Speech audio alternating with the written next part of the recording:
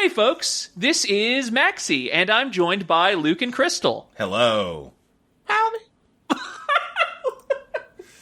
Little peek behind the curtain. We were going to record Flashback Episode 3 today, but a few wires got crossed, so pushing that back. It should still hit the feed at the normal time, so that'll be fine. Yeah. But there was something I wanted to record for the grab bag that I was talking about with Luke the other day, and I figured, had him on the line anyway, this would be a great opportunity. Sure. So, Luke, we both beat Silksong. We both have gotten the true ending of Hollow Knight's Silksong.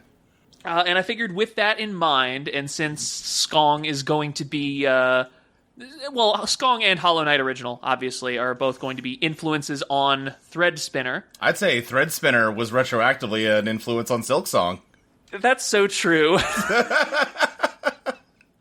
Yeah, during this game, like, I need to call my lawyer. We had those episodes out before this game launched. There's so many weavers, there's so much weaving, there's snipping and re-spooling. Yeah. But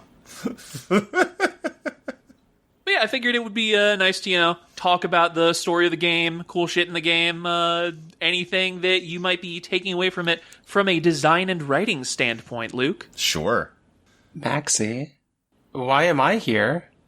Crystal, you're here because I didn't want to do it with just two people, and you were already hanging around, and I thought, you know what Crystal's really good at is getting people to sort of tease out their thoughts and elaborate on them in a way that keeps things interesting and allows us to have particularly deep conversations.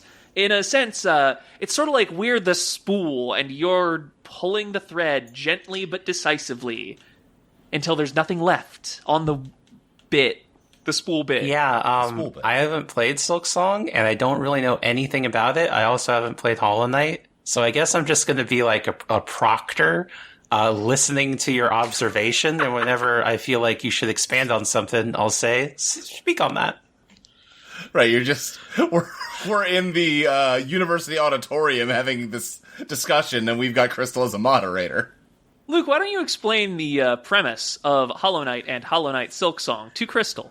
Okay. So that she has a baseline understanding of it. The premise of Hollow Knight is that you're a funny little bug guy who discovers the lost kingdom of Hollow Nest, and you dive down into it to explore its mysteries, and eventually you find out that it was destroyed by this horrible divine plague that the king of that kingdom tried to contain by crafting a Hollow Knight.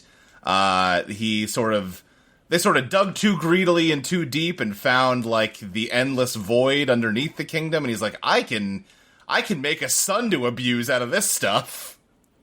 And if I make a being that is devoid of all feeling and emotion, make them like inherently like ontologically empty, then I can fill them with anything, including the divine plague, so that it can't spread anymore. You arrive in Hollow Nest just as that seal is starting to break, because perhaps it's not possible for anyone to be truly devoid of thought or feeling. And you go on a little adventure to try to stop it. You can eventually you figure out you are the same type of thing as the Hollow Knight, and you can either take its place, or if you're good at video games, you can dive into its dreamscape and fight the god that sent the plague, the like god that ruled this place before the king, and kill that big moth asshole, and then everybody good forever, except you. You kind of die. Silksong is the sequel, starring Hornet, another creature made by the Pale King, although a little different. She also was, like, raised by spiders, and she gets kidnapped by Catholic spiders that want to feed her to the Catholic spider god. Now, to be fair, they're Catholic beetles that want to feed her to the Catholic spider god, who they also worship. That's true. The Catholic spiders are all dead, other than, like, I guess, what's her name? Widow. And she's not doing good. No, she's really not. No.